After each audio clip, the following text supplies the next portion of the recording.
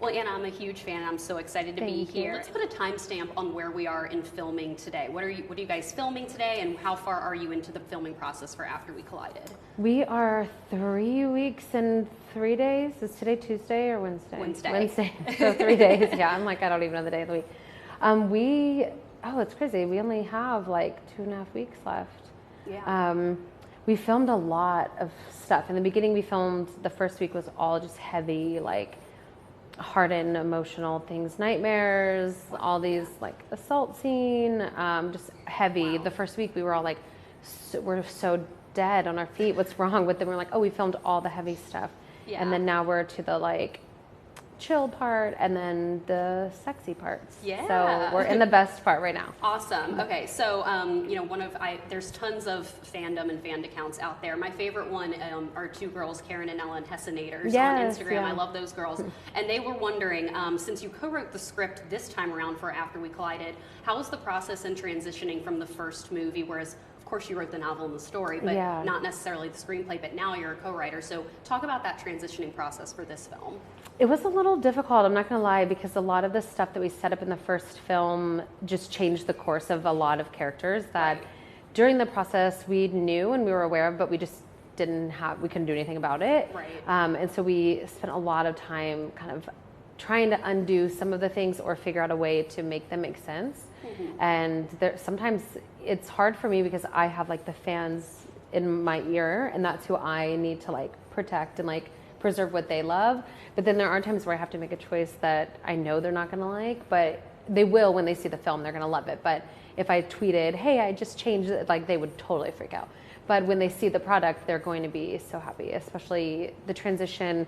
It's just a totally different film. The first one was beautiful and soft, and Joe and Hira's chemistry was Amazing. obviously incredible. Yeah. And now we just turned up the volume and we have like scene after scene of just drama. It's like the book. Right, and speaking of the fandom, I mean, like, we live in an interesting world where, like, people literally want daily updates on what's going on, and you guys have been, like, so generous of, like, giving content to people even though you're only, like, a couple weeks into filming. So I'm wondering what the process is between you and Roger Cumble and because a book and a movie are two different mediums. So something might work well in a book, but not necessarily in a movie, and the other way around. So can you talk about, like, the process of changing anything, like, for when you're doing a movie and basically being in that world of like trying not to upset fans, but also making your story work on screen? Yeah, Let me think of a specific example. I mean, the Zed character, for example, is a like very big change, which was a big change from the first film where it's so funny when the fans are like, the love triangle. I'm like, this isn't a film or a book that has a love triangle. It's always Hard and Tessa. There's just complications that fuel their story and are motivators for them to like get back together or break up or both. Right. And that was a hard choice just because we have a great actor who plays Zed and he is so sweet and everything, but the first film, Zed and Tessa didn't speak, and the only scenes that they did were cut from the film. Right. So it's really hard to take all of these different storylines. And in the books, you have, literally 10 different storylines going at one time. Mm-hmm. And in a film, you just don't have the time. Right. And you don't have the inner thoughts of like, with Hardin, the kind of struggle of balance, which has been the funnest part. So when I say struggle, it was just complicated, but also like easy because it was fun to do, was to show his demons this time, because in the first one we didn't really have the chance to do that. But there's a balance of showing someone's like volatile behavior and their temper and their aggression and their darkness from their childhood all in one film and not have him be, look like a serial killer. So it's hard to make him what we thought it was going to be harder than it is. Now that we're filming, we're like, all of these things we were worried about are not, they're all just working themselves out, because everything we filmed, we have such a well-rounded character that I can't imagine anyone like not rooting for him. Exactly. And it leaves stuff up to like kind of surprise for book readers too in the sequel. Like I'm like dying to see like, what's going to be different, since I've like read all the books and everything. Yeah, and there's no necessarily like new things, but there are twists on other things that are in the book. Fun. Yeah, and it's, the books are, I'm a reader, so books are always better to me. Yeah. But I feel like this film is just a separate thing that there, of course, the fans are always in my mind, but there are some times where I'm like, we have to make a great film because the film is going to live longer than all of us, the same as the book. So I've been dying to ask you this question since I finished After. So when I first finished the book, I was like, oh my God, that's Cruel Intentions. It's like Sebastian and Annette. And then when the news broke that Roger was going to direct, my mind like exploded. I was like, oh my God. So I'm just curious for you, like, and you're a fangirl yourself, like, did you pull any from Cruel Intentions when you were writing After? And then to get Roger on board to direct After We Collided, I mean, like, I just see so many similarities between the two of them. I'm just curious what, like, your perspective was. Yeah, I mean, the entire storyline obviously comes from Taming the Shrew, and it's different versions of it. So it was, you know, she's all that. So basically, all of the, I love anything with a twist. And with Cruel Intentions, I mean, I saw it when I was so young, but it was that romance that you're in, like, just. 8th grade. Yeah, I definitely watched it too young. But yeah, me too. I loved it, and it was one of my favorite movies. I followed both of those actors for their whole career. Now we have Selma in our film. Amazing. And I never even thought it was in the realm of possibility to get Roger as the director. And then he was the first one that we met with. And then Jennifer and I were like, well, we don't want to meet with anyone else. Hopefully he'll do it. Yes. And it sparked something in him that he hasn't felt since then, that he says. He'll probably tell you that. But so yeah, there were tons of, it's all, I don't want to say it's all the same, but it's kind of like Cruel Intentions also has a lot in common with Wuthering Heights and Pride and Prejudice and all of the stories, 50 Shades, Twilight, Vampire Diaries, that I got inspiration from. So I basically took all of those things and like put them in a pot and like stirred it. Right. So there's definitely the inspiration. I love it sounds cruel, but but I love the, like, just the heartbreaking part of, like, the person that you have opened yourself to completely betrays you in the worst possible way. Yeah. Yeah. I love the way the first book ended, how it was just like she gets in the car, like, with Zed Thank and just you. goes off. So, I mean, obviously, like, in the first movie, it's rated PG-13. We have an R rating this time around. So were there any scenes that maybe weren't on the deleted scenes that you guys just didn't release that were filmed? Because I know, like, obviously with the lake scene, it goes in a different direction in your book, and it was like a little bit more tame with the PG-13 rating and everything. We have a lot of footage that, especially with the intimate scenes.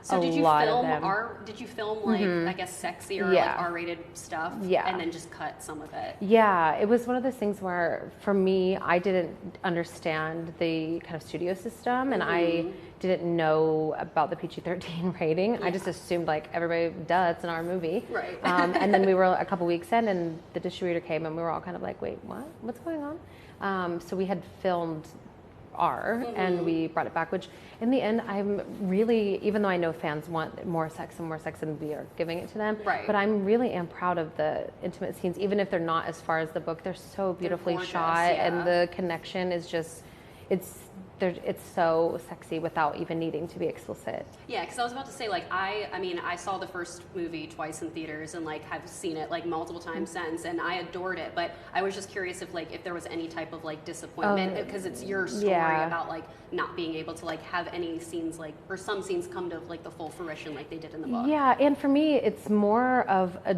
broader conversation, because I don't believe in censoring sex for 13-year-olds. I just don't. Yeah. Because I live on the internet with them, and I know what they're consuming and the things that they're seeing. And I think it's really a poor decision on, like, the MPA in general of, we were doing editing. I've said this before, so I feel like they won't come after me, but, and even if they do, I don't care. But when we were doing the cut, we were right on the cusp of PG-13, and they wrote us and said that there were too many orgasm faces on Tessa's face. And I'm like, okay, so of course it's me, and I just do not, I'm like, if something happens, I'm like, actually. Yeah. So then I was like, well, wait. So then I pulled clips from the Hunger Games, and I'm like, oh, look at these dead children and their faces. This is PG-13. Like, it's just. Titanic is PG-13. Yeah, it drives me crazy that these, like, double standards, and especially if the content is for young people. It's like, clearly the people making these choices have no idea what they're actually doing, because censoring sex from young girls is the worst possible thing we could do. Right. I read that the copy of Wuthering Heights in Hardin's room in the first movie is actually actually was your personal copy. Yeah, Is that true? yeah, that I Okay. have since I was 14. Oh my gosh, amazing. So was there anything else on set that you put there kind of secretly that was special to you? Or like, is there anything else that or are we going to see that book again in the sequel? Yes, yes, it's a duplicate of mine. The only reason I won't Okay. bring mine in again is because it kind of got lost for like a week, Oh, and I no. was totally It's freaked too out because special. I've had it since I was 14. It's my Yeah. first one, and it's like damaged, and Mhm. so I was like, well, this time can we just recreate that? 'Cause Yeah. I don't want to lose it again. Right. I see. But Yeah. yes. So like when you were writing the character of Steph, did you always know that she was going to go in that direction? No, I had no idea.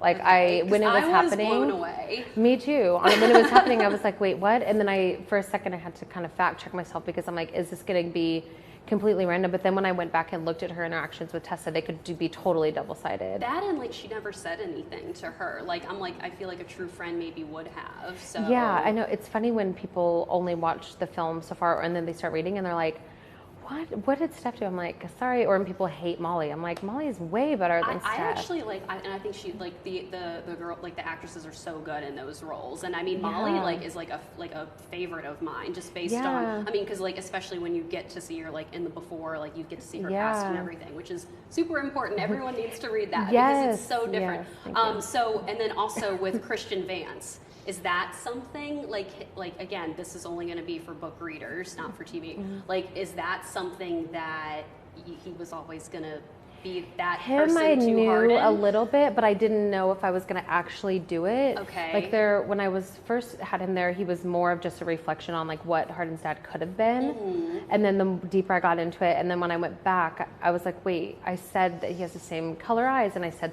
Tessa clocks that Smith looks like Harden. And when I had written that, that wasn't in my Right. head of Vance. Mm-hmm. And then the more it just kept going, and then it was literally like the day I wrote the chapter that I was like, oh, we're here. This is. I think it made like perfect sense. Yeah, I was me too. like this, and I was like blown away. I was like, Yeah. oh my god, this like I was like the third book just like keeps giving us stuff that like we're just so The shocked third one at. is my favorite one. It is? Yeah. Oh, and it's Yeah. it's like the longest too. Yeah. Yeah. Yeah. I was like reading it like in bed. I'm like it's like Yeah. heavy. So last question. So I went to the 50 Shades Darker premiere and I noticed that like they invited like a lot of like fan accounts and stuff. Is that something that you guys are like hoping to do possibly? I know it's kind of far out. We don't have a release date yet, but is that something you guys maybe are hoping to try and do for the premiere of Yeah, After We I Collided? really hope so. We tried a lot, but we had a complicated situation with our distribution in the US Sure. last time. So a lot of the things that we planned on doing or wanted to do just couldn't come to fruition. But this time we're ahead of it more. There's some passionate fans out there. Yeah, and it's would be crazy not to utilize them. And Yeah. I was gonna add to the like, are there any Easter eggs in the Vance publishing office? All of the titles, the authors' names are mixes of all the fan accounts, like the big ones, their first names and Oh last my names. god, that's amazing. Yeah. They're gonna be so surprised. Yeah, so it's gonna like, do you know in the Hunger Games, the last one where they have like the board and it's all like fan. It's like Wait, what, blogger- in the first in the Hunger Games? last one, Or no, in not the which Divergent. one? Just kidding. Oh, in and- Divergent, I did know that. Yeah. Which I like literally just watched that for the like. I haven't seen it in a long time. I rewatched it a week ago. Oh, But that is yeah, like the Yeah, like the scoreboard thing is like fan names. Yes, Yeah, that's right. and That's this time so we were like, amazing. we need to do something like that. good for you guys. Like Thank to you. like appreciate all the fandom. Yes. Well, thank you, Anna. Thank This was so you. much fun. I Thank you. appreciate